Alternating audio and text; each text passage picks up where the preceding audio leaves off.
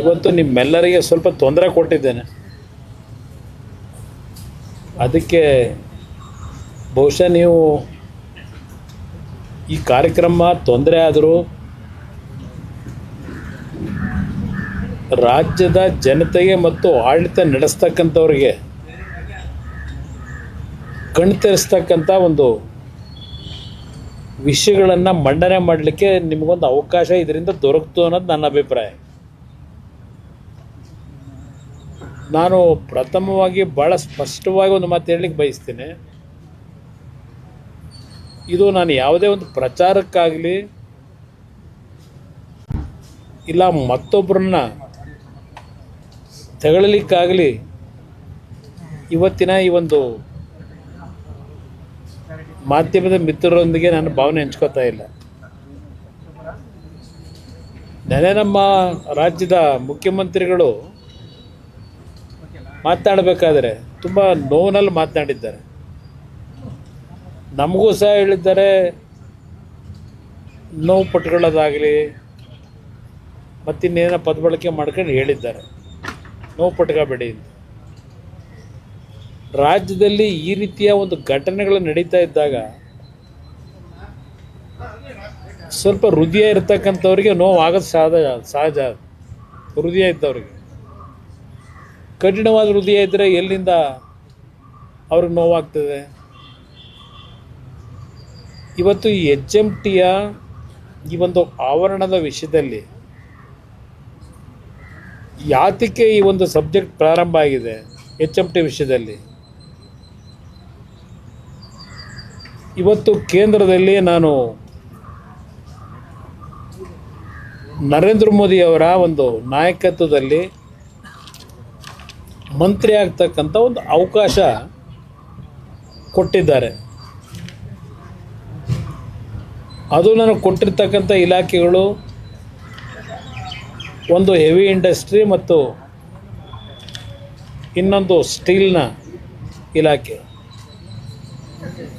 ನಾನು ಈ ಜವಾಬ್ದಾರಿಯನ್ನು ಗೌರವಿತ ಪ್ರಧಾನಮಂತ್ರಿಗಳು ನನಗೆ ಕೊಟ್ಟ ನಂತರ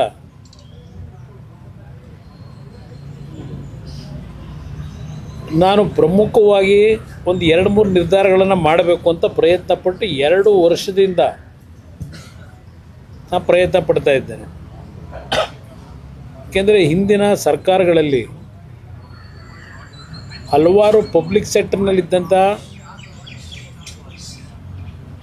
ಕಾರ್ಖಾನೆಗಳನ್ನು ಡಿಸ್ಇನ್ವೆಸ್ಟ್ಮೆಂಟ್ ಮಾಡಬೇಕು ಅಂತಕ್ಕಂಥ ನಿರ್ಧಾರಗಳು ಕ್ಯಾಬಿನೆಟ್ನಲ್ಲಿ ತೆಗೆದುಕೊಂಡ್ಬಿಟ್ಟಿದ್ದಾರೆ. ಆ ಹಿನ್ನೆಲೆಯಲ್ಲಿ ನಾವು ಮತ್ತೆ ಈ ಪಬ್ಲಿಕ್ ಸೆಕ್ಟರ್ನ CPSE ಯೂನಿಟ್ಗಳನ್ನು ಪುನರ್ ಪ್ರಾರಂಭ ಮಾಡಿಸ್ತಕ್ಕಂಥದ್ದಕ್ಕೆ ಹಲವಾರು ರೀತಿಯ ಸಮಸ್ಯೆಗಳು ಇದ್ದಾವೆ. ನಾನು ಮಂತ್ರಿ ಆದ ಮೇಲೆ ಈ HMTಯ ಕಾರ್ಖಾನೆ, ಯಾಕಂದ್ರೆ ನಾವೆಲ್ಲ ಸಣ್ಣ ಮಕ್ಕಳು, ಆಗ ಬಸ್ಗಳು ಓಡಾಡ್ತಾ ಇದ್ದಿದ್ದು ಗಮನಿಸಿದ್ದೇವೆ. ನಾನು ಜಯನಗರದಲ್ಲಿದ್ದೆ. ನಾನು 1972-73ರಲ್ಲಿ HMT, NGF, ITI, BEL ಈ ಬಸ್ಗಳು ಬೆಳಗ್ಗೆ 4:15 ಗಂಟೆಗೆ ಪ್ರಾರಂಭ ಆದರೆ ಅವತ್ತು ನಮ್ಮ ಬೆಂಗಳೂರು ನಗರದಲ್ಲಿ BMTCಯ ವ್ಯವಸ್ಥೆಗಳಿರಲಿಲ್ಲ.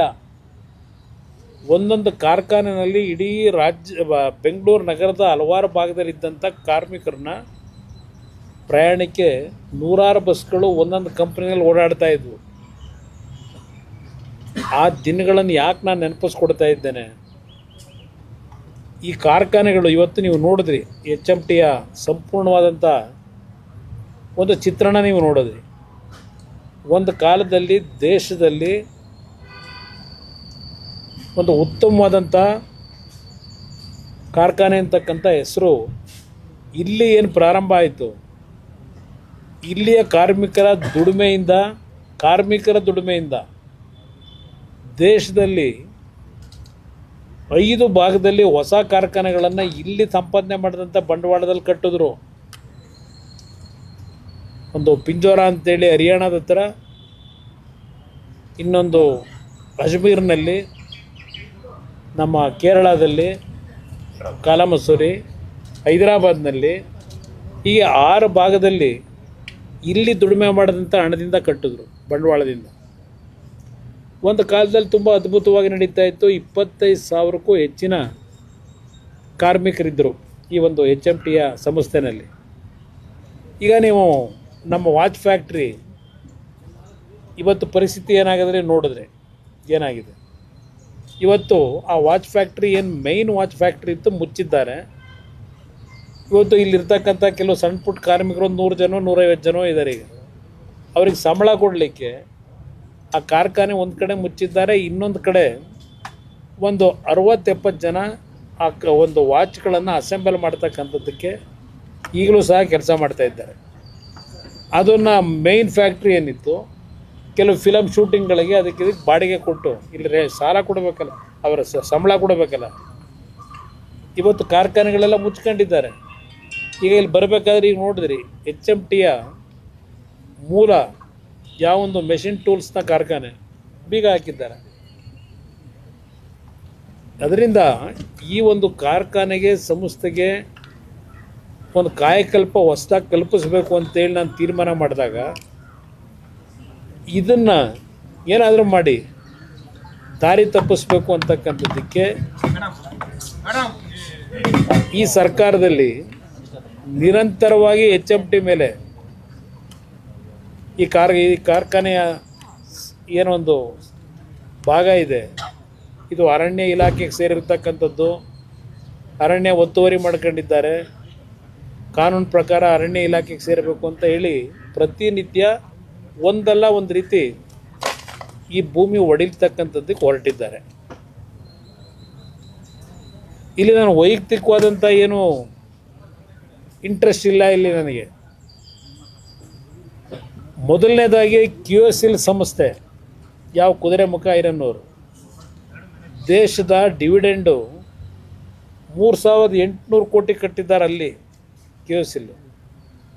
ಯಾವ ಕುದುರೆಮುಖದಲ್ಲಿ ಅವರ ಆಕ್ಟಿವಿಟೀಸ್ ನಿಲ್ಲಿಸಬೇಕಾಯಿತು. 2016ರಲ್ಲಿ ಇದೇ ಸಿದ್ದರಾಮಯ್ಯನ ಸರ್ಕಾರ ದೇವದಾರಿ ಐರನ್ ಓರ್ನ ಭಾಗನ ಅಲಾಟ್ ಮಾಡಿದ್ರು. ಇವತ್ತವರೆಗೆ ಆ ಸಂಸ್ಥೆ ಅಲ್ಲಿ ಪ್ರಾರಂಭ ಮಾಡಲಿಕ್ಕೆ ಆಗಲಿಲ್ಲ ಎಕ್ಸ್ಕವೇಷನ್ನ. ನಾನು ಮಂತ್ರಿ ಆಗಿ ಮೊದಲನೇ ಆದೇಶ ಮಾಡಿದ್ದು ಒಂದು 1,700 ಕೋಟಿ ವರ್ಕಿಂಗ್ ಕ್ಯಾಪಿಟಲ್ನ ಆ ಕುದುರೆಮುಖ ಸಂಸ್ಥೆ ಕೊಡಲಿಕ್ಕೆ ತೀರ್ಮಾನ ಮಾಡಿದ ತಕ್ಷಣವೇ ಅದ್ರ ಮೇಲೆ ಗದಾಪ್ರಹಾರ ಮಾಡಿದ್ರು. ಇವತ್ತಿನವರೆಗೆ ಅದನ್ನು ಮತ್ತೆ ನನ್ನ ಮೇಲೆ ಕೆತ್ತಕ್ಕೆ ಆಗಿಲ್ಲ. ಏನೇನೋ ಸಾಹಸ ಮಾಡಿ ನಮ್ಮ ಇನ್ನೊಂದು ಪಬ್ಲಿಕ್ ಸೆಕ್ಟರ್ ಏನಿದೆ NMDC, ಅದಕ್ಕೆ ಟೈ ಅಪ್ ಮಾಡಿ ಸ್ವಲ್ಪ ಅಲ್ಲಿಂದ ಮೆಟೀರಿಯಲ್ ಕೊಟ್ಟು ಆ ಪೆಲೆಟ್ನ ಪ್ರೊಡಕ್ಷನ್ ಮಾಡ್ತಕ್ಕಂಥದ್ದಕ್ಕೆ ಒಂದು ಟೆಂಪ್ರರಿ ಅರೇಂಜ್ಮೆಂಟ್ ಮಾಡಿಸಿದ್ದೇವೆ. ಅದೊಂದು ಭಾಗ. ಈಗ ಅದು ಸಹ ಡಿಸ್ಇನ್ವೆಸ್ಟ್ಮೆಂಟ್ ಆಗಿದೆ. ಅದು ಮಾರಾಟ ಮಾಡಬೇಕು ಅಂತಾರೆ. ಅಲ್ಲಿ ಸುಮಾರು 1,000 ಜನ ಕಾರ್ಮಿಕರಿದ್ದಾರಲ್ಲಿ. ಅವರ ಭವಿಷ್ಯ ಏನಾಗಬೇಕು?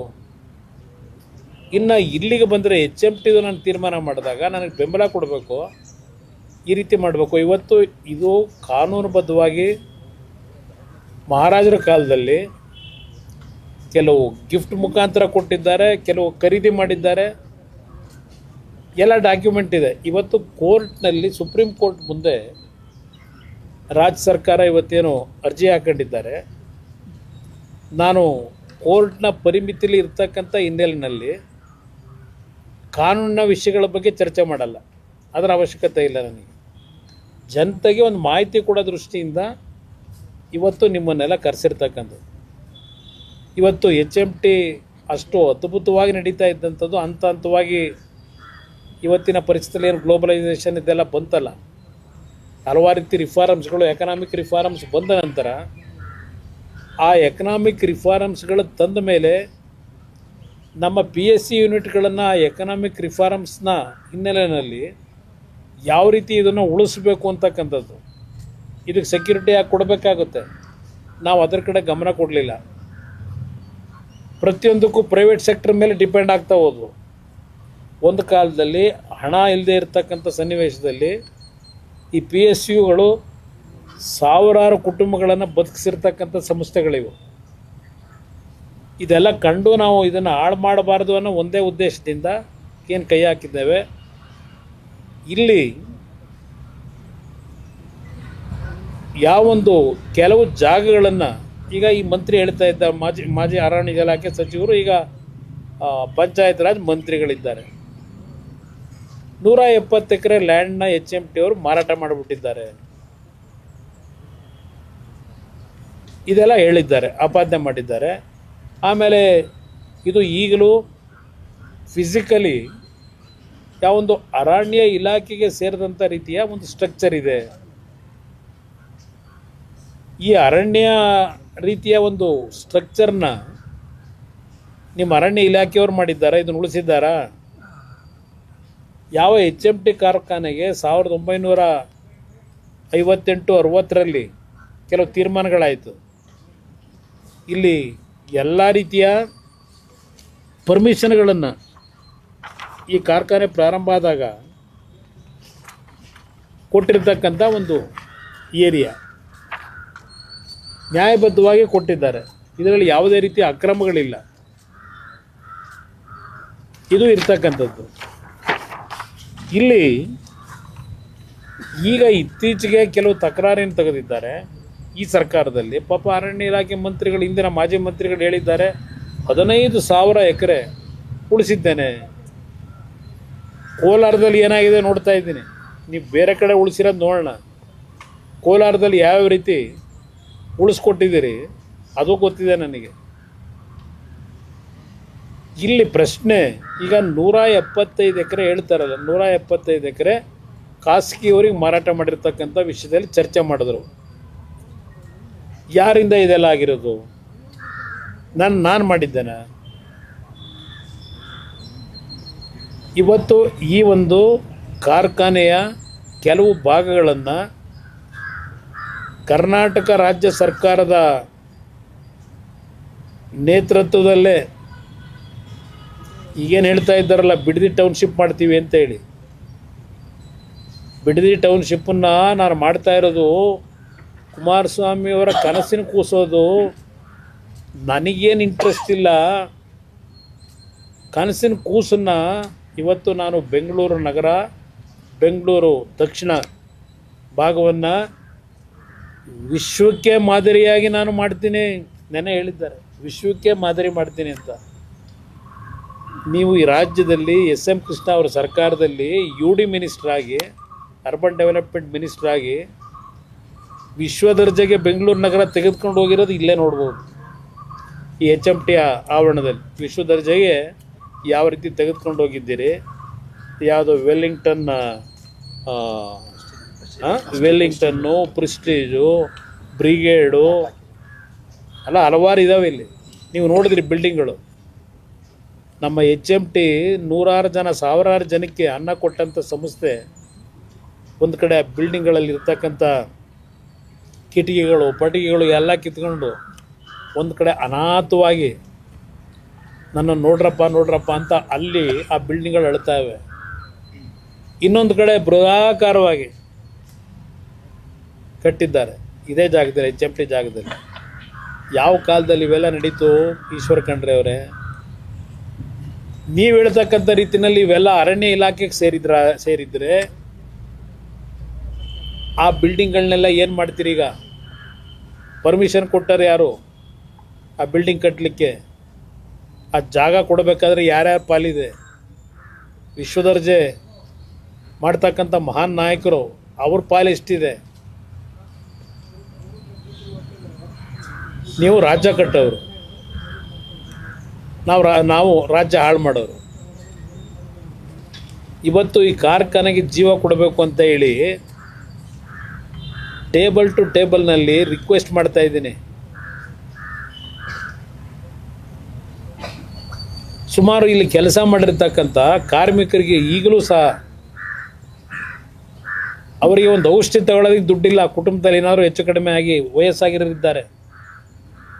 590 ಕೋಟಿ ಅವರಿಗೆ ಹಲವಾರು ರೀತಿಯ ಕಾರ್ಮಿಕರಿಗೆ ಫೆಸಿಲಿಟೀಸ್ ಕೊಡಬೇಕಾಗಿದೆ. ಪೆನ್ಷನ್ನು, ಮಗದೊಂದು, ಅದು ಏನೇನಿದೆ, ಗ್ರ್ಯಾಚ್ಯುಟಿ 590 ಕೋಟಿ ಅವ್ರಿಗೆ ಕೊಡಬೇಕು ದುಡ್ಡನ್ನ. ನಾನು ಮಂತ್ರಿ ಆದಮೇಲೆ ಪಾಪ ಅವರಲ್ಲಿ ಏನೋ ಒಂದು ನಂಬಿಕೆ, ಒಂದು ಅಂತಿಮವಾಗಿ ನಮ್ಮ ಜೀವನಕ್ಕೆ ಬದುಕನ್ನು ಕೊಡ್ತಾರೆ ಅಂತಕ್ಕಂಥ ಒಂದು ನಂಬಿಕೆ ಮೇಲಿದ್ದಾರೆ ಅವರು, ಆ ಕಾರ್ಮಿಕರು. ನಾನು ಎಲ್ಲ ಭಾಗದಲ್ಲೂ, ದೇಶದ 6 ಕಡೆ ಏನಿದೆ ಅಲ್ಲ ಎಲ್ಲ ಭಾಗದಲ್ಲೂ ಪ್ರವಾಸ ಮಾಡಿದ್ದೀನಿ. ಎಲ್ಲ ಭಾಗದಲ್ಲೂ ಒಂದು ಆಸೆ ಇಟ್ಕೊಂಡಿದ್ದಾರೆ. ಇವತ್ತು ನಾನು ಒಂದು ಹೊಸದಾಗಿ ನಮ್ಮ MHIನ ಅಧಿಕಾರಿಗಳೇನಿದ್ದಾರೆ, ಸೆಕ್ರೆಟ್ರಿ ಅವರು ಮತ್ತು ಜಾಯಿಂಟ್ ಸೆಕ್ರೆಟ್ರಿಗಳು, ಇವ್ರು ಯಾಕೆ ಡೆಲ್ಲಿಯಿಂದ ಬಂದಿದ್ದಾರೆ ಇವತ್ತು, ಇವರೊಬ್ಬರು ಜಾಯಿಂಟ್ ಸೆಕ್ರೆಟ್ರಿ. ಇಲ್ಲಿರ್ತಕ್ಕಂಥ ವಾಸ್ತವಾಂಶಗಳನ್ನೆಲ್ಲ ಡೀಟೇಲ್ ಸ್ಟಡಿ ಮಾಡಿ ಹೋಗಬೇಕು ಅಂತಲೇ ಕರೆಸಿದ್ದೆ. ಸೆಕ್ರೆಟರಿ ಅವ್ರಿಗೆ ಬರಲಿಕ್ಕೆ ಹೇಳಿದ್ದೆ, ಅವರು ಬೇರೆ ಕೆಲಸದ ಮೇಲೆ ಅವ್ರನ್ನ ಡೆಪ್ಯೂಟ್ ಮಾಡೋದು. ಇಲ್ಲಿ 3,000-3,500 ಎಕರೆ ಲ್ಯಾಂಡ್ ಇದೆ. ಇಲ್ಲಿ ಬರೀ ಇದ್ರದ್ದಲ್ಲ, ಕರ್ನಾಟಕದಲ್ಲ, ಕಾಲಾಮಸೂರಿ ಕೇರಳದಲ್ಲಿ ಅಲ್ಲಿ 350 ಎಕರೆ ಇದೆ. ಹೈದರಾಬಾದ್ ನಗರದಲ್ಲಿ 1,200 ಎಕರೆ ಇದೆ. ಇದನ್ನು ಹಾಗೇ ಬಿಟ್ಟರೆ, ಈಗ ಇಲ್ಲಿ ಹೇಳ್ತಾರಲ್ಲ, ಇಲ್ಲಿ ತೋರಿಸ್ತಾ ಇದೀವಲ್ಲ ಬಿಲ್ಡಿಂಗು, ಒಂದೊಂದೇ ಲ್ಯಾಂಡ್ ಗ್ರ್ಯಾಬರ್ಸ್ಗೆ ಯಾವ ಥರ ಅನುಕೂಲ ಮಾಡಬೇಕು ಮಾಡ್ತಾರೆ. ಪಾಪ ಹೇಳಿದ್ದಾರೆ, ಅದೆಂಥದ್ದು DLFಗೆ ಪೋಸ್ಟ್ಗಳು ಬೇರೆ ಅಂಟಿಸವ್ರು. ಈಗ ಅದೆಂಥದ್ದು ಹೇಳಿದ್ರು ಪದಾನ, ಇದು ರಿಯಲ್ ಎಸ್ಟೇಟ್ ಇದಕ್ಕೇನೋ ಹೇಳೋರು ಪದ, ಏನೋ ಪೋಸ್ಟ್ಗಳಿಗೆ ಅದೊಂದು ಶುರುವಾಗಿದೆ DLF ಬಗ್ಗೆ ಮಾತಾಡ್ತೀನಿ. ಈಗ ಬೇಡ, HMT ಸೇರೋದ್ರಿಂದ ಆ ಸಬ್ಜೆಕ್ಟ್ ಬೇಡ, ಮಾತಾಡೋಣಂತ. ಸರ್, ಈಗ ಅಂದರೆ SN ಕೃಷ್ಣ CM ಆಗಿದ್ದಾಗ DK ಶಿವಕುಮಾರ್ ಇದೆಲ್ಲ 174 ಎಕರೆ ವಿಲೇವಾರಿ ಆಗಿರೋದು ಆ ಪೀರಿಯಡ್ನಲ್ಲಿ. ಈಗಿನ ಮುಖ್ಯಮಂತ್ರಿಗಳು ಆಗ UD ಮಿನಿಸ್ಟ್ರು ಈ ಮಹಾನುಭಾವರು. ಕೋಆಪರೇಟಿವ್ನಲ್ಲಿ ಮಂತ್ರಿ ಆಗಿದ್ದು ಸ್ವಲ್ಪ ದಿವಸ ಇದ್ದರು. ಆಗೇನು ಮಾಡೋರು, NTI ಸೊಸೈಟಿದು ಆಮೇಲೆ ಒಂದು ಸಲ ಚರ್ಚೆ ಮಾಡೋಣ. NTI ಸೊಸೈಟಿ ಕತೆ ಅದೊಂದು ದೊಡ್ಡ ಕತೆ ಇದೆ. ಅದು NTI ಸೊಸೈಟಿದು, ಸಹಕಾರಿ ಸೊಸೈಟಿ. ಇಲ್ಲಿ ಯಾರ್ಯಾರಿಗೆ ಯಾರ್ಯಾವಾಗ ಸೇಲ್ ಆಗಿದೆ. ನಾನು ಮುಖ್ಯಮಂತ್ರಿ ಆದ ನಂತರ ನನ್ನ ಗಮನಕ್ಕೆ ಇದು ಬಂದಾಗ ನಾನು ಆದೇಶ ಮಾಡಿದೆ ಚೀಫ್ ಸೆಕ್ರೆಟರಿಗೆ, ಯಾವುದೇ ಕಾರಣಕ್ಕೂ HMTಯ ಭೂಮಿನ ಪರಭಾರೆ ಮಾಡೋದಾಗಲಿ, ರಿಜಿಸ್ಟ್ರೇಷನ್ ಯಾವುದೂ ಸಹ ಇನ್ನು ಮುಂದಿನ ದಿನಗಳಲ್ಲಿ ಮಾಡಬಾರ್ದು ಅಂತೇಳಿ ಆದೇಶ ಮಾಡಿದೆ. ಅದಾದ ನಂತರ ಮಾರಾಟಗಳು ನಿಂತಿದೆ. ಇದಿರ್ತಕ್ಕಂಥದ್ದು ಯಾವ ಬಿಲ್ಡರ್ಗಳು ಯಾರ್ಯಾರಿಂದ ಪಡೆದ್ರು ಅದು ಒಂದು ಭಾಗ. ಈಗ ನಾನು ಇಲ್ಲಿ ಬಂದಾಗ ಹಲವಾರು ಜನ ಹೆಣ್ಮಕ್ಳು ಬಂದರು. ಆ ಅಪಾರ್ಟ್ಮೆಂಟ್ಗಳನ್ನ ಅಸೋಸಿಯೇಷನ್ ಮೆಂಬರ್ಗಳ ಪ್ರೆಸಿಡೆಂಟ್ಗಳವರು ಅಲ್ಲಿ ಇವತ್ತು ಸಹ ಅವರೆಲ್ಲ ಕಷ್ಟಪಟ್ಟು, ಅದಕ್ಕೆ ಕಟ್ಟಿದವನು ಯಾವನೋ ದುಡ್ಡು ಮಾಡ್ಕೊಂಡ ಹೊಟ್ಟೋದ ಮಾರಾಟ ಮಾಡಿ. ಈಗ ಅವ್ರಿಗೆ ಇನ್ನೂ ಆ ಖರೀದಿ ಮಾಡ್ಕೊಂಡವರಲ್ಲ ಆ ಫ್ಲ್ಯಾಟ್ಗಳನ್ನ, ಅವ್ರ ಹೆಸರಿಗೆ ಇನ್ನೂ ಆಗ್ತಾಯಿಲ್ಲ. ಅದು ಏನೋ A ಖಾತಾ B ಖಾತಾ 5% 2% ಪೇಪರ್ ಅಡ್ವರ್ಟೈಸ್ಮೆಂಟ್ ಕೊಟ್ಟಿದ್ದು. ಇಲ್ಲಿ ಪಾಪ ಕಷ್ಟಪಟ್ಟು ಸಂಪಾದನೆ ಮಾಡಿ ಜೀವನದಲ್ಲಿ ಸ್ವಲ್ಪ ಹಣ ಉಳಿಸಿ ಏನೋ ಒಂದು ಫ್ಲ್ಯಾಟ್ ತಗೊಳ್ಳೋಣ ಅಂತೇಳಿ ಪಾಪ ಯಾರೋ ಅಮಾಯಕರು ತಗೊಂಡವ್ರೆ. ಈಗ ಅವರೆಲ್ಲ ಬಂದಿಲ್ಲ, ಅರ್ಜಿ ಕೊಡ್ತಾವ್ರು ನನಗೀಗ. ಪಾಪ ನೆನ್ನೆ ನಮ್ಮ ಮುಖ್ಯಮಂತ್ರಿಗಳು ಅದೇನೋ ಅಪಾರ್ಟ್ಮೆಂಟ್ಗಳ ಅಸೋಸಿಯೇಷನ್ ಅವರ ಸಭೆ ಬೇರೆ ಮಾಡಿದ್ರು. ಯಾವ ಉದ್ದೇಶಕ್ಕೆ ಮಾಡಿದ್ರೋ ಗೊತ್ತಿಲ್ಲ ನನಗೆ. ಯಾರು ಮಾಲೀಕತ್ವ ಹೊಂದಿದ್ದಾರೆ ಅವರಿಗೆ ಎಲ್ಲ ರೀತಿಯ ಸರ್ಕಾರದಿಂದ ಅನುಕೂಲ ಮಾಡ್ಕೊಳ್ತೀನಿ ಅಂತ ಏನೋ ಒಂದು ಭಾಷಣ ಮಾಡಿರಬೇಕು. ನಾನು ನೋಡಿಲ್ಲ, ಆ ಭಾಷಣದ ಟೆಕ್ಸ್ಟ್ ನಾನು ನೋಡಿಲ್ಲ. ಎಲ್ಲ ಒಂದು ತುಣುಕು ಯಾರೋ ಹೇಳಿದ್ರು, ಈ ಥರ ಆಗಿತ್ತು, ನೆನ್ನೆ ಕರೆದಿದ್ರು ಮೀಟಿಂಗ್. ನಾನು ಇವ್ರ ಪಾಪ ಇಲ್ಲಿ ಹೇಳ್ತಾವ್ರಲ್ಲ, ಈಗ ನಿಮ್ಮ ಕಾಲದಲ್ಲಿ ಮಾರಾಟ ಮಾಡಿಸಿ ಸ್ಟೇಟ್ ಗೌರ್ಮೆಂಟ್ ತಗೊಂಡಿರೋ ಡಿಸಿಷನ್ನು ಅಂತ ಹೇಳ್ತಾರೆ. ಇಲ್ಲಿ ಅದು ಹೆಂಗೆ ತಗೊಂಡ್ರೂ ಗೊತ್ತಿಲ್ಲ ನನಗೆ. ಸೆಂಟ್ರಲ್ ಗೌರ್ಮೆಂಟಿಗೆ ಕೆಲವು ದೇಶದ ಗ್ರೋತ್ಗೆ ರಿಸರ್ಚ್ ಸೆಂಟರ್ಗಳಿಗೆ ಕೊಟ್ಟಿರೋದಕ್ಕೆ ನನ್ನ ತಕರಾರಿಲ್ಲ. ಇವತ್ತು ಹಲವಾರು ಕೇಂದ್ರ ಸರ್ಕಾರದ ಇಲಾಖೆಗಳು ಕೊಟ್ಟಿದ್ದಾರೆ.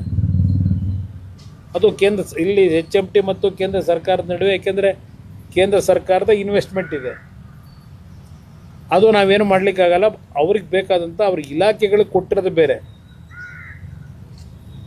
ಅದು ಕಾನೂನುಬದ್ಧವಾಗಿ ಮಾಡ್ಕೊಂಡಿರ್ತಾರೆ ಇಲಾಖೆ. ಇಲ್ಲಿ ಪ್ರೈವೇಟ್ನವ್ರಿಗೆ ಕೊಟ್ಟಿದ್ದಾರಲ್ಲ, ಯಾವ ಆಧಾರದ ಮೇಲೆ ಕೊಟ್ರಿ? ಸಿಂಗಾಪುರ ಮಾಡೋದಕ್ಕೆ ಇದಕ್ಕೆ ಅಲ್ವಾ ಕೊಟ್ಟಿರೋದು? ಆಗ 4 ವರ್ಷ ಸಿಂಗಾಪುರ ಮಾಡಿದ್ರಲ್ಲ. ಈಗ ವಿಶ್ವ ದರ್ಜೆಗೆ ಬೆಂಗಳೂರಿನ ಬ್ರ್ಯಾಂಡು, ಯಾವ ಬ್ರ್ಯಾಂಡ್ ಹಾಕ್ತೀರಿ? ಮಳೆ ಬಂತು, ಸದ್ಯ ಮಳೆ ಬರದೆ ರಸ್ತೆಗಳು ಒಂಚೂರು ಉಳ್ಕೊಂಡವೆ ಈಗ ಈ ವರ್ಷ. ಹೋದ ವರ್ಷ ಬಂದಾಗ ಮಳೆ ಬಂದಿದ್ರೆ ಗುಂಡಿ ಹೋಗಿ ಲೆಕ್ಕ ಹಾಕಬೇಕಾಗಿತ್ತು. ಈಗ ಏನಪ್ಪ ಪ್ರವಾಸ ಮಾಡಿದ್ರು, ಹೋದ್ರು ಎಲ್ಲ ಕಡೆ ಬೆಂಗಳೂರು ನಗರದಲ್ಲಿ, ರಾತ್ರಿ ಎಲ್ಲ ಟಾರ್ಚ್ ಉಟ್ಕೊಂಡು ನೋಡಿದ್ರು. ಈಗ ಹೊಸ್ದಾಗಿ ಒಬ್ಬರು ಬಂದವ್ರು, ನಗರಸಭೆ ಬೆಂಗಳೂರು ನಗರ ಕ್ಲೀನ್ ಮಾಡೋಕ್ಕೆ ಬಂದವ್ರೆ. ಅದು ಯಾರ್ಯಾರನ್ನ ಕ್ಲೀನ್ ಮಾಡ್ತಾರೋ ಗೊತ್ತಿಲ್ಲ, ನೋಡೋಣಂತೆ. ಇದಕ್ಕೆ HMT ವಿಷಯದಲ್ಲಿ ಪದೇ ಪದೇ ಚರ್ಚೆ ಅನವಶ್ಯಕ. ಇವತ್ತು ನಾನು ನಾನು ನಿಮ್ಮನ್ನು ಕರೆಸಿದ್ದು ಅದಕ್ಕೋಸ್ಕರಲೇ. ಸುಪ್ರೀಂ ಕೋರ್ಟ್ನಲ್ಲಿ ಕೇಸ್ ನಡೀತಾ ಇದೆ. ಸುಪ್ರೀಂ ಕೋರ್ಟ್ ಮುಂದೆ ನಮ್ಮ HMTಯ ವಕೀಲರುಗಳೇನಿದ್ದಾರೆ ಕಾನೂನಿನ ಅಡಿನಲ್ಲಿ ಇದನ್ನು ಉಳಿಸ್ತಕ್ಕಂಥದ್ದಕ್ಕೆ ಏನು ಮಾಡಬೇಕು ಅದಕ್ಕೆ ಅವ್ರ ಜವಾಬ್ದಾರಿ ತಗೋತಾರೆ. ಆದರೆ ಪದೇ ಪದೇ ಒಂದು ದೇಶದಲ್ಲಿ ಸಾವಿರಾರು ಜನಕ್ಕೆ ಅನ್ನ ಕೊಟ್ಟಂಥ ಈ ಒಂದು ಜಾಗವನ್ನು ನೀವು ಜನಗಳಲ್ಲಿ ಒಂದು ಕೆಟ್ಟ ಭಾವನೆ ಬರ್ತಕ್ಕಂಥ ರೀತಿಯಲ್ಲಿ ಮಾತನಾಡೋದು ನಿಲ್ಲಿಸಿ. ಇದನ್ನು ಭಾಳ ಸ್ಪಷ್ಟವಾಗಿ ಹೇಳ್ತೇನೆ. ಪಾಪ ನನಗೆ ಹೇಳಿದ್ದಾರೆ ಅವರು ಮಿನಿಸ್ಟ್ರು, ಎಂಥದ್ದು ಕಾರ್ಖಾನೆಗಳು ತನ್ನಿ, ಏನೋ ಸ್ಟೀಲ್ ಇಂಡಸ್ಟ್ರಿ ತನ್ನಿ. ಸದ್ಯ ಇರೋದನ್ನೇ ಉಳ್ಸೋಕೆ ಬಿಡ್ತಾ ಇಲ್ವಲ್ಲ, ಬೇರೆ ತರೋದು ಮಾಡೋದು ನೋಡೋಣ. ಇದನ್ನೇ ಇರೋದನ್ನೇ ಉಳ್ಸೋಕೆ ನೀವು ತಯಾರಾಗಿಲ್ಲ. ಈಗ ನಾನು ಮುಖ್ಯಮಂತ್ರಿಗಳಿಗೆ ಹೇಳ್ತೀನಿ, ಆ ಪಾಪ ಅಲ್ಲೆಲ್ಲೋ ಫ್ಲ್ಯಾಟಲ್ಲಿ ಅವರಲ್ಲ, ಕಾನೂನುಬದ್ಧವಾಗಿ ಅವ್ರು ಬದುಕಕ್ಕೆ ಏನು ಮಾಡಬೇಕು ಮಾಡಪ್ಪ. ಮಾಧ್ಯಮದ ಮುಂದೆ ಕೂತ್ಕೊಂಡ್ಬಿಟ್ಟು ಕತೆ ಹೇಳಿದ್ರಾಗಲ್ಲ. ಎಲ್ಲ ಮಾಡಿದ್ದೀರಲ್ಲ ಅವಾಂತರ, ಅವ್ರನ್ನೆಲ್ಲ ಬೀದಿಗೆ ತಂದಿಟ್ಟಿದ್ದೀರಿ, ಸರಿಪಡಿಸ್ಕೊಡ್ಬೇಕಲ್ಲ. ಪಾಪ ಹೆಂಗೂ ಬಂದಿದ್ದೀರಿ. ಈಗ ಆ ಜಾಗಗಳು ವಿಲೇವಾರಿ ಮಾಡ್ಬೇಕಾದ್ರೆ ನಿಮ್ದು ಎಷ್ಟು ಪಾತ್ರ ಇದೆ ಅನ್ನೋದು ಗೊತ್ತು ನಮಗೆ. ಹೊಸ ಇಲ್ಲಿ ಕೆಲವ್ರು ಹೇಳ್ತಾರೆ, ಇಲ್ಲೂ ಕೆಲವು ಜಾಗ ಇನ್ನೂ ಇಟ್ಕೊಂಡವ್ರೆ ಅಂತ ಹೇಳಿ, ಅವರೇ ಮಾಡ್ಕೊಂಡವ್ರೆ ಅಂತ. ಅದರಿಂದ ಗೊತ್ತಿಲ್ಲ. ಅಲ್ಲಿ ಕಾರ್ಮಿಕ ಕೇಳಿ ನನಗೇನು ಗೊತ್ತು. ರೆಕಾರ್ಡ್ ಇದ್ರೆ ನಾನು ಹೇಳ್ತಿದ್ದೆ. ನಾನು ಇದ್ರ ಬಗ್ಗೆ ನೋಡಿಲ್ಲ. ಇವತ್ತು ಬಂದಾಗ ನನ್ನ ಗಮನಕ್ಕೆ ತಂದರು. ಯಾರು ಬೇರೆ ಹೆಸರಿನಲ್ಲಿ ಮಾಡ್ಕೊಂಡಿರ್ತಾರೆ. ಬೇನಾಮಿಗಳು ಭಾಳ ಜನ ಅವರೇ. ಬೇನಾಮಿಗಳನ್ನೇ ಭಾಳ ಜನ ಇಟ್ಕೊಂಡವ್ರೆ. ಏನಣ್ಣ?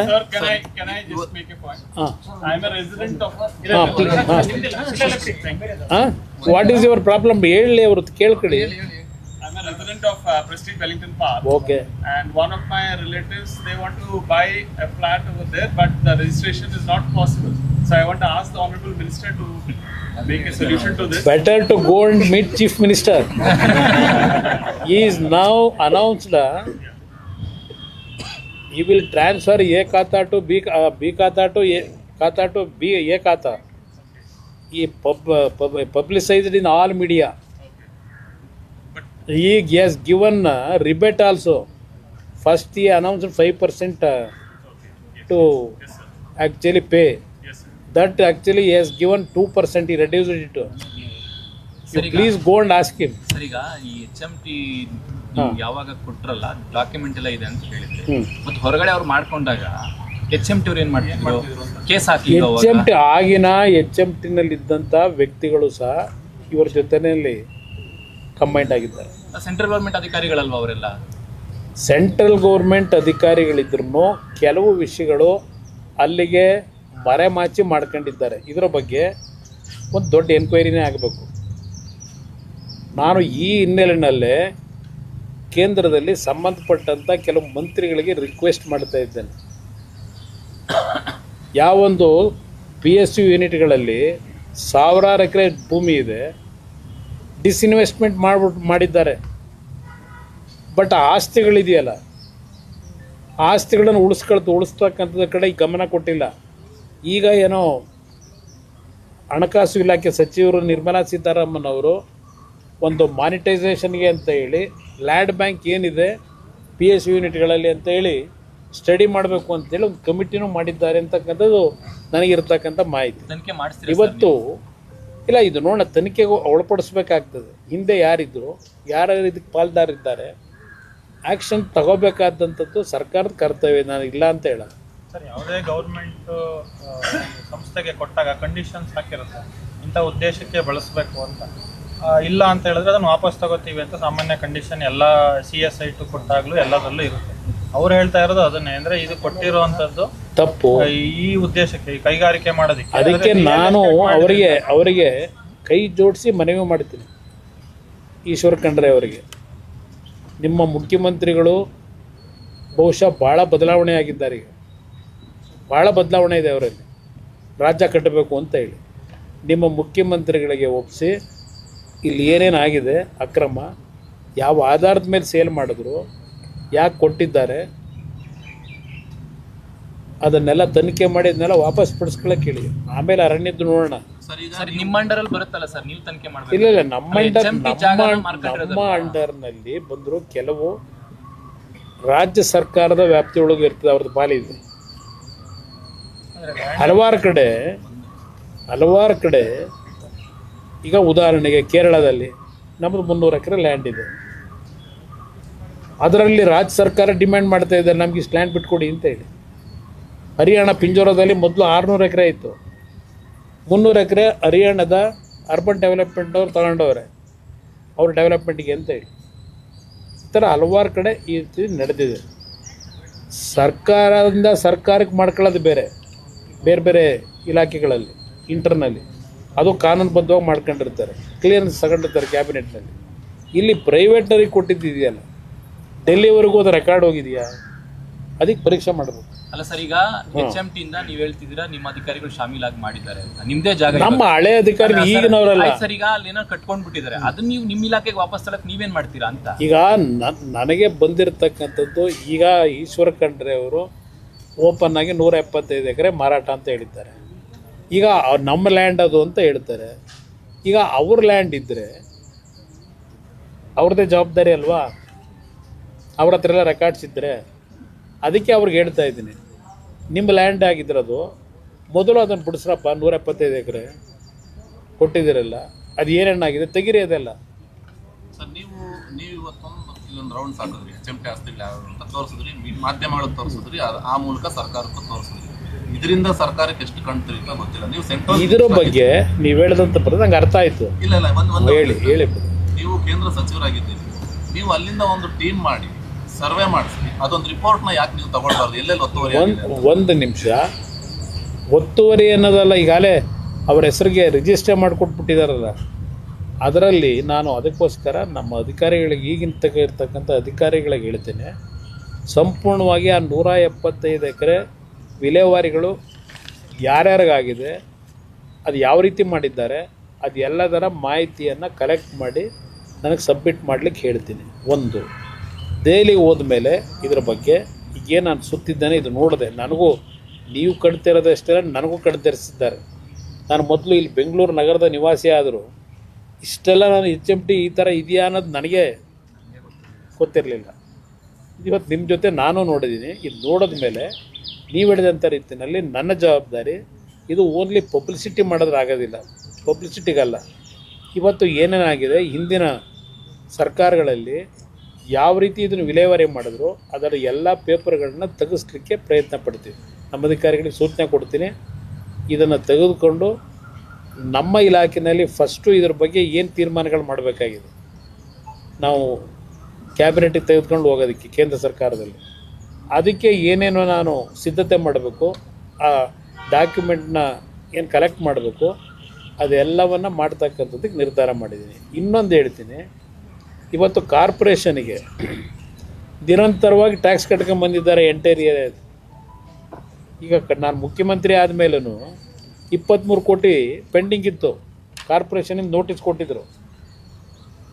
23 ಕೋಟಿ ದುಡ್ಡು ಕಟ್ಟಿಸ್ದೆ, ನೋಟಿಸ್ ಕೊಟ್ಟು ಇಲ್ಲಿ ಹಲವಾರು ರೀತಿ ಪ್ರಾಬ್ಲಮ್ ಕ್ರಿಯೇಟ್ ಮಾಡೋಕ್ಕೂ ಹೊರಟಿದ್ರು. ನಿರಂತರವಾಗಿ ಟ್ಯಾಕ್ಸ್ ಕಟ್ಕೊಂಡ್ಬಂದಿದ್ದಾರೆ. ಈ ಕಾರ್ಖಾನೆ ಇದು ಏನು ಕಟ್ಟಬೇಕು ನಮ್ಮ ಬೆಂಗಳೂರು ಕಾರ್ಪೊರೇಷನಿಗೆ, ಅದು ಎಲ್ಲ ನಿರಂತರವಾಗಿ ಡಾಕ್ಯುಮೆಂಟು ಇಟ್ಕೊಂಡಿದ್ದಾರೆ, ಟ್ಯಾಕ್ಸ್ ಕಟ್ಟಿದ್ರು. ಈಗ ಇವ್ರು ನಮ್ಮ ಅರಣ್ಯ ಇಲಾಖೆ ಭೂಮಿ ಅಂದರೆ ಅರ್ಥ ಇದೆ. ಅದರಿಂದ ಅವರು ಮೊದಲು ಅವ್ರ ಮುಖ್ಯಮಂತ್ರಿಗಳಿಗೆ ಹೇಳಿ ಇದು ಯಾವ ರೀತಿ ಇಲ್ಲೀಗಲ್ ವೇನಲ್ಲಿ ಆಗಿದೆ, ಯಾವ ರೀತಿ ಒಂದು ಇಲಾಖೆಯಿಂದ ಇನ್ನೊಂದು ಇಲಾಖೆಗೆ ಈಗ ಡಿಫೆನ್ಸ್ಗೋ, ಇಸ್ರೋಗೋ, ಇಲ್ಲ ನಿಮ್ಮ ಗೇಲ್ ಅಥಾರಿಟಿ ಆಫ್ ಇಂಡಿಯಾಗೋ ಯಾವ್ದು ಕೊಟ್ಕೊಂಡಿದ್ದೆ ಅವೆಲ್ಲ ಒಂದು ಭಾಗ.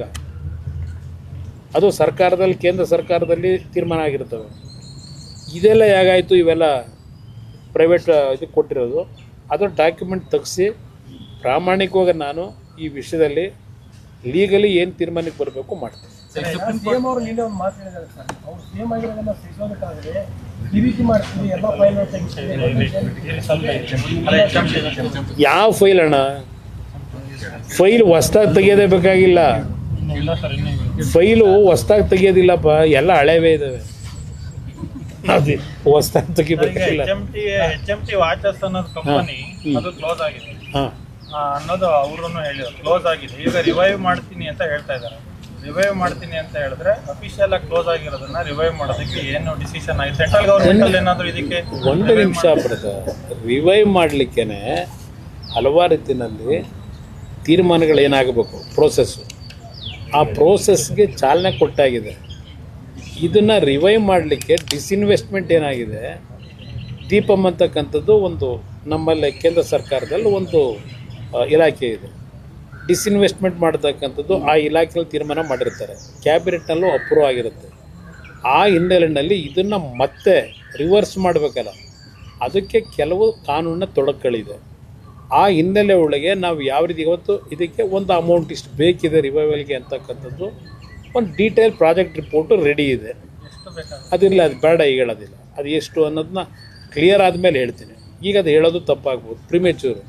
ಇದಕ್ಕೆ ಈಗಾಗಲೇ ಒಂದು ವರ್ಷದಿಂದ ಎಲ್ಲ ರೀತಿಯಲ್ಲಿ ಇದಕ್ಕನ್ನು ಈ ಸಂಸ್ಥೆನ ಉಳಿಸ್ಲಿಕ್ಕೆ, ಪುನಶ್ಚೇತನಗೊಳಿಸ್ಲಿಕ್ಕೆ, ಬರೀ ಬೆಂಗಳೂರದಷ್ಟೇ ಅಲ್ಲ, ಕೇರಳದಿರ್ಬೋದು, ಹೈದರಾಬಾದಿರ್ಬೋದು, ಇದನ್ನೆಲ್ಲ ಉಳಿಸ್ಲಿಕ್ಕೆ ಏನು ಮಾಡಬೇಕು ಅನ್ನೋದು ಪೂರ್ಣ ಒಂದು ಮಾಹಿತಿಯನ್ನು ನಾವು ಚರ್ಚೆ ಮಾಡಿ ಆರ್ಥಿಕ ಸಚಿವರಿಗೂ ಕೊಟ್ಟಿದ್ದೇವೆ.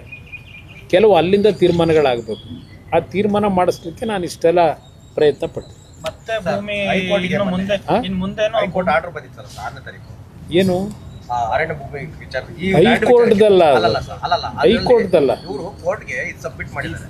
ಏನು 48 ಜನ ಹೆಸರಲ್ಲಿ ಆ ಭೂಮಿ ಸೇಲ್ ಆಗಿದೆ. ಅದೇ ರೀತಿಯಲ್ಲಿ ಕೂಡ ಯಾವ ರೀತಿಯಾಗಿ ಕ್ರಯ ಆಯಿತು, ಯಾರಿಂದ ಯಾರಿಗೆ ಬಂತು ಭೂಮಿ ಅಂತ ಒಟ್ಟು 178 ಎಕರೆ. ಅದೇ ದಾಖಲೆಗಳನ್ನ ತೆಗೆದುಕೊಂಡು ನಿಮ್ಮದೇ ಭೂಮಿ ಆಗಿದ್ರೆ ಅದಕ್ಕೆ ಸಪ್ರೇಟ್ ಒಂದು ಕಮಿಟಿ ರಚನೆ ಮಾಡಿ ಒಂದು ಬೌಂಡ್ರಿ ಫಿಕ್ಸ್ ಮಾಡ್ಬಿಡ್ತಾರೆ.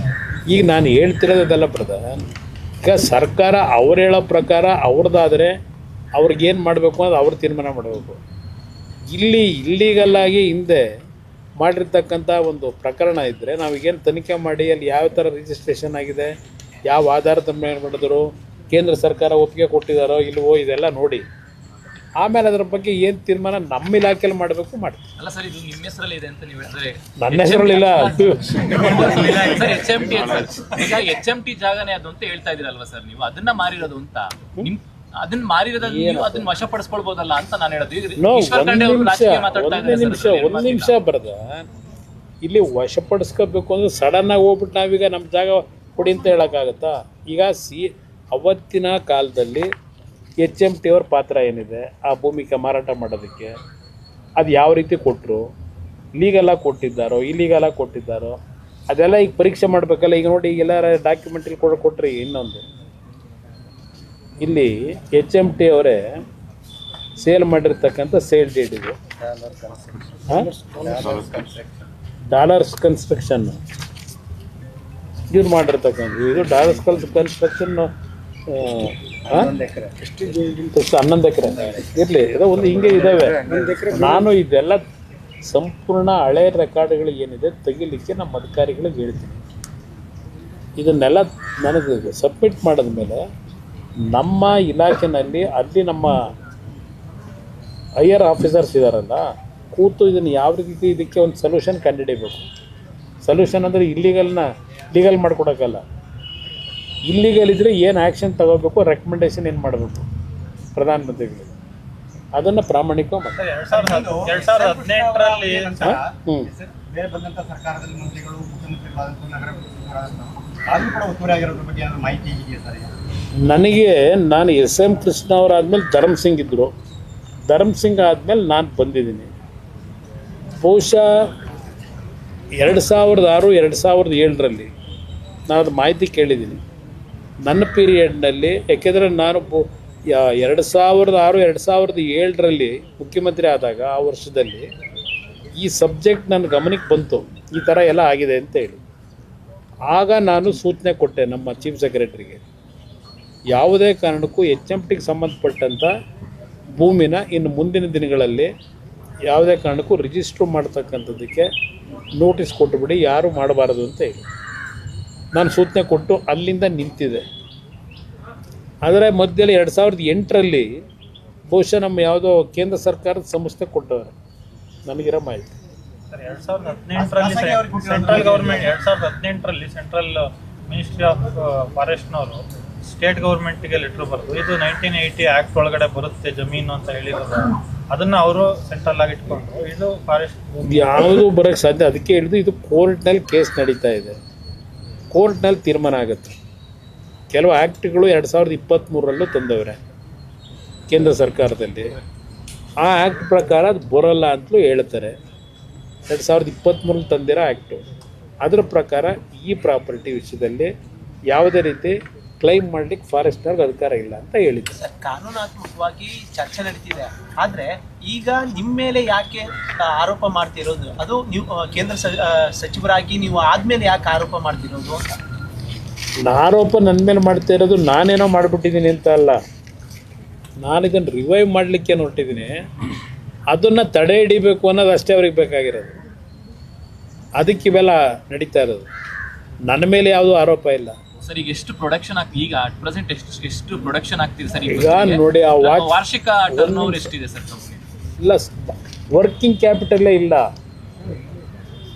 ಇದರಲ್ಲೇ ಏನೇನೋ ಪಾಪ ಒದ್ದಾಡ್ಕೊಂಡು ಮಾಡ್ತಾವ್ರೆ. ಈಗ ಉದಾಹರಣೆ, ನಾವು ವಾಚ್ ಫ್ಯಾಕ್ಟ್ರಿಗೆ ಹೋದ್ವು, ಅಸೆಂಬಲ್ ಏನು ಮಾಡ್ತಿದ್ದಾರೆ, 1,000 ತಿಂಗಳಿಗೆ ಮಾಡ್ತಾಯಿದ್ರು. ಈಗ ನಾವು ಬಂದ ಮೇಲೆ ಸ್ವಲ್ಪ ಎನ್ಕರೇಜ್ಮೆಂಟ್ ಕೊಟ್ಟ ಮೇಲೆ ನಮ್ಮ ಈಗ ಹೊಸ CMDನೂ ಹಾಕಿದ್ದೀನಿ. ಅವರು ಮೊದಲು BHELನಲ್ಲಿದ್ದರು, ಅವ್ರನ್ನ ಈಗ ಇಲ್ಲಿಗೆ CMD ಮಾಡಿದ್ದೀವಿ. BHELನಲ್ಲಿ ಅವರಿಂದ ಕೆಲವು ಸೆಕ್ಟರ್ನಲ್ಲಿ ಒಳ್ಳೆ ಕೆಲಸ ಮಾಡಿದರು, ಬ್ಯಾಕ್ಗ್ರೌಂಡ್ ಚೆನ್ನಾಗಿದೆ ಅಂತ ಹೇಳಿ ಇಲ್ಲಿ ನಮ್ಮ HMTನ ಏನಾದರೂ ಮಾಡಿ ಉಳಿಸ್ಬೇಕು ಅಂತೇಳಿ ಬೆಳೆಸೋದಕ್ಕೆ ಅವ್ರನ್ನ ನಾವೇ ಆಯ್ಕೆ ಮಾಡಿ ಹಾಕಿದ್ದೀವಿ. ಇಲ್ಲಿಗೆ CMD ಹೊಸ್ದಾಗಿ ಬಂದಿದ್ದಾರೆ. ಬಂದ ಮೇಲೆ ಕಳೆದ 3-4 ತಿಂಗಳಿಂದ ನಿರಂತರವಾಗಿ, ಬಹುಶಃ ಅವ್ರು ದಿನಕ್ಕೆ ಎಷ್ಟು ಗಂಟೆ ನಿದ್ದೆ ಮಾಡೋರೋ ಗೊತ್ತಿಲ್ಲ ನನಗೆ. ನಾನು ಏನು ಸೂಚನೆ ಕೊಟ್ಟಿದ್ದೆ ಅದು ಎಲ್ಲವನ್ನು ಪಕ್ಕ ರೆಡಿ ಮಾಡಿ ನಮ್ಮ CMTನ ಅಲ್ಲಿಯ CMD ಏನಿದ್ದಾರೆ ಅವರು ಇವರು ಇಬ್ಬರು ಸೇರಿ ಒಂದು DPRನ ಹೊಸ್ದಾಗಿ ಮತ್ತೆ ತಯಾರು ಮಾಡಿ ಕಳಿಸಿದ್ದಾರೆ. ಈಗ ಮೊನ್ನೆ ರೀಸೆಂಟಾಗಿ ಎಲ್ಲಿ ಚರ್ಚೆ ಮಾಡಬೇಕು ಚರ್ಚೆನೂ ಮಾಡಿದ್ದೀವಿ ಬ್ರದರ್ ಈ ವಿಷಯದಲ್ಲಿ. ಅದರಿಂದ ಇವತ್ತು 1,000 ಮ್ಯಾನುಫ್ಯಾಕ್ಚರ್ ಆಗ್ತಾ ಇದ್ದ ವಾಚ್ಗಳು 10,000ಕ್ಕೆ ತಿಂಗಳಿಗೆ ಮಾಡ್ತಾಯಿದ್ದಾರೆ. ಈಗ ಮಾಡ್ತಿದ್ದಾರೆ 10,000ಕ್ಕೆ ಏರಿದೆ, ಡಿಮ್ಯಾಂಡ್ ಇದೆ. ಆ್ಯಕ್ಚುಲಿ ನಂದು HMT ಇದೆ 85 ಲಕ್ಷದ್ದು. ಸರ್, ನಾನು ಅದನ್ನ ಹೇಳೋದು, ನೀವು ಕಟ್ತಿದ್ದೀರಾ ಕೆಲವು ಆಫೀಸ್, ನಿಮ್ಮ ಎಂಪ್ಲಾಯ್ಸ್ಗಳೇ HMT ವಾಚ್ ಕಟ್ಟಲ್ಲ ಸರ್. ಇಲ್ಲ, ಕಟ್ತಿದ್ದಾರೆ. ಸರ್, ಇದೆ ಎಲ್ಲ ಸರ್, ಒಂದು 5-6 ಜನ ನಾನು ಕೇಳಿದೆ, ಅವ್ರು ಕಟ್ಟಿರ್ಲಿಲ್ಲ, ಅದೇ ಕೇಳ್ತಾ ಇದ್ದೀನಿ. ಇಲ್ಲ, ನಿಮಗೆ ಹೇಳಬೇಕು ಅನ್ನೋದಾದ್ರೆ ಒಂದು ಗಂಡು ಬೇರೆ ಈಗ ಗಂಡು ಬೇರಣ್ಣ ಅಂತಕ್ಕಂಥ ಒಂದು ಹೊಸ ಹೆಸರಿನಲ್ಲಿ ಮಾಡಿದ್ರು. ಮಾರ್ಕ್ ನಮಗೆ ಡಿಮ್ಯಾಂಡ್ನ ನಾವು ಪ್ರೆಷರ್ನ ಇದು ಮಾಡೋಕ್ಕಾಗಲಿಲ್ಲ, ನಾವು ರೀಚ್ ಮಾಡಲಿಕ್ಕೆ. ಆ ಥರ ಇದೆ. ಇದು ಒಂದು ದಲಿತ ಸಮಾಜದ ಸಂಘಟನೆಯವರು HMTಯಿಂದ ಆರ್ಡ್ರ್ ಕೊಟ್ಟು ಮಾಡಿಸಿದ್ರು ಈ ವಾಚನ್ನು. ಅವರು ದಲಿತ ಸಮಾಜದವ್ರು ನನಗಿದು ಕಟ್ಟಿದ್ದಾರೆ, ಇದು ಕಟ್ಕೋಬೇಕು. ಮೊದಲು HMT ಇನ್ನೊಂದು ವಾಚ್ ಕಟ್ಟಿದ್ದೆ, ಅದನ್ನು ತೆಗೆದು ಇದನ್ನು ಕಟ್ಟಿದ್ರು. ಇದರ ರೇಟು 1,230 ರೂಪಾಯಿ. 75 ಲಕ್ಷ. ಹಾಂ, 75 ಲಕ್ಷ ಅಂತ ಹೇಳಿದ್ರು. ಸರ್, ಒಂದು 2-3 ಜನ ನಿಮ್ಮ ಇವತ್ತಿನ ಇದ್ರ ಬಗ್ಗೆ ಮಾತಾಡಿದ್ದಾರೆ ಸರ್ ನಾಯಕರು. ನೀವು ಇವತ್ತಾದರೂ HMT ಭೇಟಿಗೆ ಹೊರಟಿದ್ದಾರೆ ಕುಮಾರಸ್ವಾಮಿ, ಬಹಳ ಸಂತೋಷ, ನೋಡ್ಕೊಂಡು ಬಂದು ನಮ್ಗೆ ಹೇಳಿ ಅಂತ ಈಶ್ವರ್ ಖಂಡ್ರೆ ಹೇಳಿದ್ದಾರೆ. ಚೆಲುವರಾಯಸ್ವಾಮಿ ಅವರು, ನೀವು BJP ಸತ್ಯದಲ್ಲಿ 20 ಸೀಟ್ ಗೆದ್ದು ತೋರಿಸೋದಲ್ಲ, ಹೊರಗಡೆ ಬಂದು 120 ಸೀಟ್ ಗೆದ್ದು ತೋರಿಸ್ಲಿ ಸವಾಲಾಗ್ತೀವಿ ವಿಧಾನಸೌಧದಲ್ಲಿ. ನಾವು ಏಕಾಂಗಿಯಾಗಿ ಬ್ರದರ್ ಕಳೆದ 20 ವರ್ಷದಿಂದ ಏನು ನನ್ನ ಬಗ್ಗೆ ಟೀಕೆ ಮಾಡ್ತಾರೆ, ಇವರ ನನ್ನ ವಿರುದ್ಧ ಏನು ವಿಷ ಕಾರ್ತಾರೋ ಏನು ಕಾರ್ತಾರೋ ಗೊತ್ತಿಲ್ಲ. ಇಲ್ಲ ಪಾಪ 120 ಸೀಟ್ ಗೆಲ್ಲು ಅಂತ ಹೇಳೋರೆ. ನೋಡೋಣ, ಅದನ್ನು ಮುಂದೊಂದು ದಿನ ಇನ್ನೂ ಸಾಯಲ್ಲ ಸುಲಭವಾಗಿ ಬದುಕಿರ್ತೀನಿ. ಬಹುಶಃ ಕರ್ನಾಟಕ ನಾಡಿನ ಜನತೆ ಅವರೇನು ನನಗೆ ಚಾಲೆಂಜ್ ಮಾಡಿದ್ದಾರೆ, ಆ 120 ಸೀಟ್ ಗೆದ್ದು ತೋರಿಸಿ ಅಂತ ಹೇಳಿ ತೋರಿಸ್ತಕ್ಕಂಥ ದಿನವೂ ಬರುತ್ತೆ. ನನಗೆ ಆ ವಿಶ್ವಾಸ ಇದೆ. ಇಲ್ಲಿ ಏಕಾಂಗಿಯಾಗಿ ಕಳೆದ 20 ವರ್ಷ ಅವರು ಇದ್ದರು ಭಾಳ ದಿವಸ, ಪಾಪ ಈಗೆಲ್ಲ ಮಾತಾಡ್ತಾರೆ, ಅದೆಲ್ಲ ಹಳೆದೆಲ್ಲ ಮರ್ತು ಬಿಡ್ತಾರೆ. ಈ ಒಂದು ಪ್ರಾದೇಶಿಕ ಪಕ್ಷ ಕಟ್ಟೋದು ಎಷ್ಟು ಕಷ್ಟ ಅನ್ನೋದಕ್ಕೆ ಇನ್ನೂ ಉಳಿದಿದ್ದೀನಲ್ಲ, 18 ಸೀಟಾದರೂ ಗೆದ್ದಿದ್ದೀವಲ್ಲ, 18 ಸೀಟು 19 ಸೀಟು ಗೆದ್ದಿದ್ವಲ್ಲ ಇದರಲ್ಲಿ. ಇವತ್ತು ಮಮತಾ ಬ್ಯಾನರ್ಜಿ ಅಂತವರು 3 ಟರ್ಮು ಮುಖ್ಯಮಂತ್ರಿ, ನವೀನ್ ಪಟ್ನಾಯಕ್ 5 ಟರ್ಮ್ ಮುಖ್ಯಮಂತ್ರಿ. ಅವ್ರ ಸ್ಟ್ರಗಲ್ ನೋಡ್ತಾ ಇದ್ದೀನಿ. ಈ ಕಾಂಗ್ರೆಸ್ದೇ ತಗೊಳ್ಳಿ, ಪಾಪ ಅವ್ರಿಗೆ ಹೇಳ್ತೀನಿ, ಅದು ಯಾರೋ ನನ್ನ ಸ್ನೇಹಿತ ಹೇಳ್ದ ಅಂದ್ರಲ್ಲ, ಎಷ್ಟೋ ರಾಜ್ಯಗಳಲ್ಲಿ 0. ಕಾಂಗ್ರೆಸ್ ಪರಿಸ್ಥಿತಿ 30 ವರ್ಷದ ಇತಿಹಾಸ ಇರೋ ಪಕ್ಷ. ಎಲ್ಲೆಲ್ಲಿ ಯಾವ್ಯಾವ ರಾಜ್ಯದಲ್ಲಿ ಎಷ್ಟು ಗೆದ್ದರು, ತಮಿಳ್ನಾಡಿನಲ್ಲಿ 5 ಸೀಟ್ ಗೆದ್ದು DMK ಅವ್ರಿಗೆ ಟೋಪಿ ಹಾಕಿ ಈಗ ಅಲ್ಲೆಲ್ಲ ಹೋಗಿ ಸೇರ್ಕೊಂಡವ್ರೆ. ಪಂಜಾಬ್ ಪರಿಸ್ಥಿತಿ ಏನಾಗಿದೆ, ವೆಸ್ಟ್ ಬೆಂಗಾಲಲ್ಲಿ ಎಷ್ಟು ಸೀಟ್ ಗೆದ್ದರು, ಬಿಹಾರದಲ್ಲಿ ಎಷ್ಟು ಸೀಟ್ ಗೆದ್ದರು, ಎಲ್ಲಿಗೆ ಬಂದು ನಿಂತವ್ರೀಗ? ನಾನಾದರೂ 20 ಸೀಟ್ ಗೆದ್ದಿದ್ದೀನಿ, ಒಂದು ಸಣ್ಣ ಪಕ್ಷ. ನೀವು ಹೇಳ್ರಪ್ಪ, ರಾಷ್ಟ್ರೀಯ ಪಕ್ಷ, ನಿಮ್ಮ ಪರಿಸ್ಥಿತಿ ಏನಿದೆ? ಅದರಿಂದ 120 ಸೀಟ್ ಗೆಲ್ಲ ದಿನವೂ ಬರುತ್ತೆ. ಎಷ್ಟು ದಿವಸ ಸಹಿಸ್ತಾರೆ ರಾಜ್ಯದ ಜನ? ಬದಲಾವಣೆ ಆಗುತ್ತೆ, ಟೈಮ್ ಬಂದಾಗ ಮಾತಾಡಿ. ಸರ್, ಸಿಎಂ ಅವರು ನಿಮ್ಮ ಮೇಲೆ ಗಂಭೀರ ಆರೋಪ ಮಾಡಿದ್ದಾರೆ ಸರ್. ಏನ್ ಬ್ರದರ್? ಒಕ್ಕಲಿಗ ಸಮುದಾಯದಿಂದ ಒಬ್ರು ಸಿಎಂ ಆಗಿದ್ದಾರೆ, ಅವ್ರಿಗೆ ಸಹಿಸ್ಕೊಳಕ್ ಆಗ್ತಾ ಇಲ್ಲ ನೋಡಿ. HMT ಬಿಟ್ಟು ರಾಜಕೀಯ ಕೊಟ್ಟೋದ್ರಿ ಈಗ. ಅದಕ್ಕೆಲ್ಲ ಉತ್ತರ ಕೊಡೋಣ ಬ್ರದರ್. ಖಂಡ್ರೆ ಅವರು ನಿಮಗೆ ಅಭಿನಂದನೆ ಸಲ್ಲಿಸ್ತಾರೆ. ಏನಕ್ಕೆ? ಅಲ್ಲ, ಅವರು ನನಗೆ ಕಣ್ ತರಿಸಿರೋದಕ್ಕೆ ನಾನು ಅವ್ರಿಗೆ ಅಭಿನಂದನೆ ಸಲ್ಲಿಸ್ತೇನೆ. ಅವ್ರಿಗೊಂದು ಅಭಿನಂದನೆ. DK ಶಿವಕುಮಾರ್ ಅವರು ಭೂಮಿ ಹೊಂದಿದ್ದಾರೆ ಅಂತ ಹೇಳಿದ್ರಿ, ಸಂಬಂಧಪಟ್ಟಂಗೆ ಏನ್ ದಾಖಲೆ ಇದೆ ಸರ್? ಕೊಡೋಣ, ಎಲ್ಲ ಬನ್ನಿ, ಸ್ವಲ್ಪ ದಿವಸ ಟೈಮ್ ಇದೆ. ಎಲ್ಲ 174 ಎಕರೆಯಲ್ಲಿ ಇದೆ ಸರ್. DK ಶಿವಕುಮಾರ್ 174 ಎಕರೆಯಲ್ಲಿ DK ಶಿವಕುಮಾರ್ ಆಸ್ತಿ ಇದೆ ಅಂತ ಹೇಳಿ ನಮ್ಮ ಆರೋಪನ ಸರ್. ನಂದಲ್ಲ, ಇಲ್ಲಿ ಯಾರ ಮಾತಾಡ್ತಾರೆ? ಇಲ್ಲಿ ಕಾರ್ಮಿಕರಿದಾರಲ್ಲ, ಕಾರ್ಮಿಕರು ಹೇಳೋದು, ನಂದಲ್ಲ ಆರೋಪ.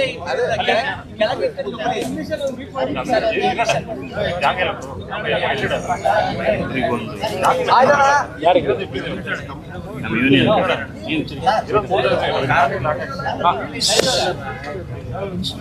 ಇಂಗ್ಲಿಷ್ನಲ್ಲಿ ಮಾಡೋಕ್ಕೆ ಬಹಳ ಲೆಂತಿ ಐತೆ ಬ್ರದರ್, ಬೇಡ ಇದನ್ನ ಸರ್.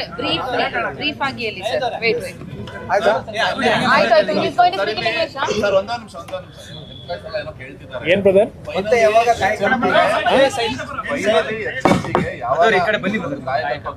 ಯಾವಾಗ ಮತ್ತೆ ಅದು ಪುನಶ್ಚೇತನ ಆಗುತ್ತೆ ಅಂತ ಬ್ರದರ್, ನಾನೇ ಅದು ಸಂಪೂರ್ಣವಾಗಿ ತೀರ್ಮಾನ ತಗೊಳ್ಳೋ ಶಕ್ತಿ ಇದ್ದಿದ್ರೆ ಇಷ್ಟೊತ್ತಿಗೆ ಓಪನ್ ಆಗಿ 1.5 ವರ್ಷ ಆಗಿರೋದು. ನನ್ನ ಕೈಲಿಲ್ಲ ಆ ಶಕ್ತಿ. ಭರವಸೆ ಕೊಟ್ಟಿದ್ದೀನಿ, ಅದ್ರ ಮೇಲೆ ಅವ್ರು ಇನ್ನೂ ಕುಮಾರಣ್ಣನಿಂದ ಏನೋ ಆಗುತ್ತೆ ಅಂತ ಕಾಯ್ತಾವ್ರೆ. ನನ್ನ ಭರವಸೆ ಮೇಲೆ ಸ್ವಲ್ಪ ಎಲ್ಲಾರನ್ನೂ ಒಂಚೂರು ನಿದ್ದೆ ಮಾಡ್ತಾವ್ರೆ. ಈಗ ಇಲ್ಲದೆ ಹೋಗಿದ್ರೆ ಅವ್ರ ಪರಿಸ್ಥಿತಿಗಳು ಹಿಂದೆ ಏನು ಅನುಭವಿಸೋರು ಗೊತ್ತಿದೆ ನನಗೆ. ಈಶ್ವರ್ ಖಂಡ್ರೆ ನಿದ್ರೆ ಮಾಡ್ತಿಲ್ಲ ಸರ್. ಅವ್ರಿಗೆ ಬರುತ್ತೆ ಇಲ್ಲೋ ಗೊತ್ತಿಲ್ಲ, ನೋಡೋಣ. ಹೆಚ್ಚಿನ ವಿಡಿಯೋಗಳಿಗೆ ಪ್ರತಿಧ್ವನಿ ಯೂಟ್ಯೂಬ್ ಚಾನೆಲ್ ಸಬ್ಸ್ಕ್ರೈಬ್ ಮಾಡಿ, ಬೆಲ್ ಐಕಾನ್ ಕ್ಲಿಕ್ ಮಾಡಿ.